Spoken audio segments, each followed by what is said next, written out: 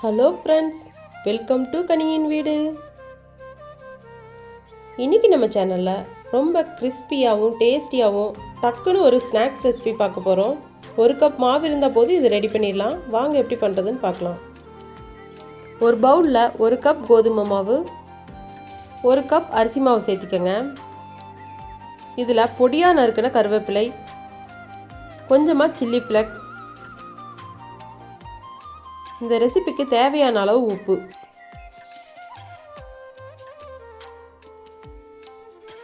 இதை நல்லா மிக்ஸ் பண்ணிக்கலாம்.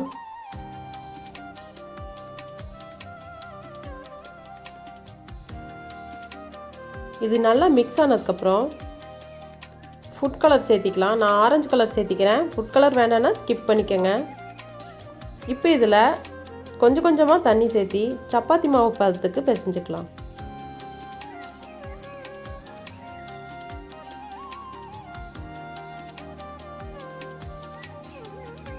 இந்த அளவுக்கு பிசைஞ்சால் போதும்.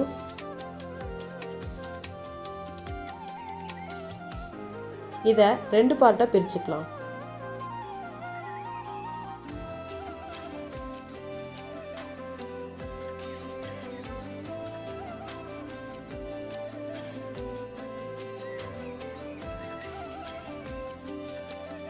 இந்த மாவு ஊறணுங்கிற அவசியம் இல்லை. நம்ம இதை இப்போ சப்பாத்தி மாதிரி தேய்க்க போகிறோம்.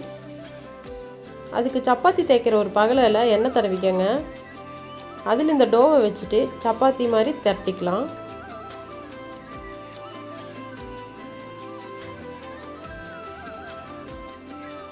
ரொம்ப திக்காகவும் இருக்கக்கூடாது, அதே சமயம் தின்னாகவும் இருக்கக்கூடாது. பூரிக்கு திரட்டுற மாதிரி திரட்டி எடுத்துக்கோங்க. இதில் நம்மளுக்கு எந்த ஷேப் வேணுமோ அந்த ஷேப்புக்கு கட் பண்ணி எடுத்துக்கலாம்.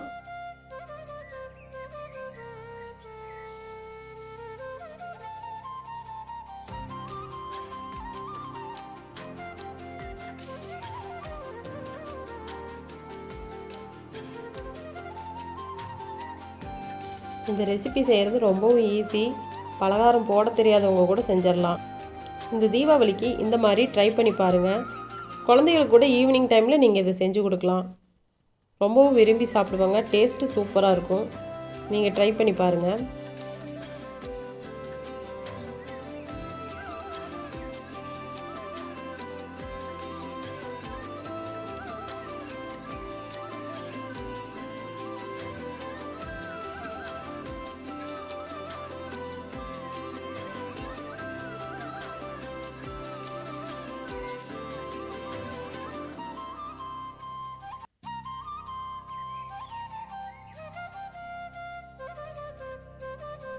நம்ம இந்த கட் பண்ண பீஸை ஒவ்வொன்றா எடுத்து எண்ணெயில் போட்டு பொரிச்சு எடுத்துக்கலாம். எண்ணெய் மிதமான சூட்லேயே இருக்கட்டும்.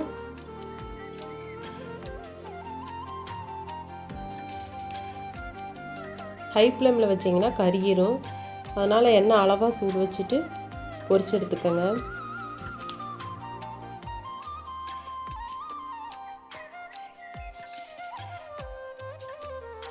நல்லா வேக வச்சிடுங்க. அப்போ தான் கிறிஸ்பியாக இருக்கும்.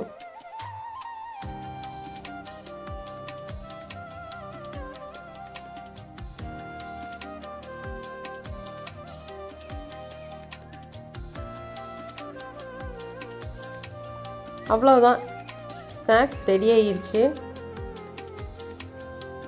நீங்களும் இந்த ரெசிபியை ட்ரை பண்ணி பாருங்கள். எப்படி இருக்குன்னு கமெண்ட்டில் சொல்லுங்கள். உங்களுக்கு இந்த வீடியோ பிடிச்சிருந்தா லைக் பண்ணுங்கள், ஷேர் பண்ணுங்கள். மறக்காமல் நம்ம சேனலை சப்ஸ்கிரைப் பண்ணி சப்போர்ட் பண்ணுங்கள்.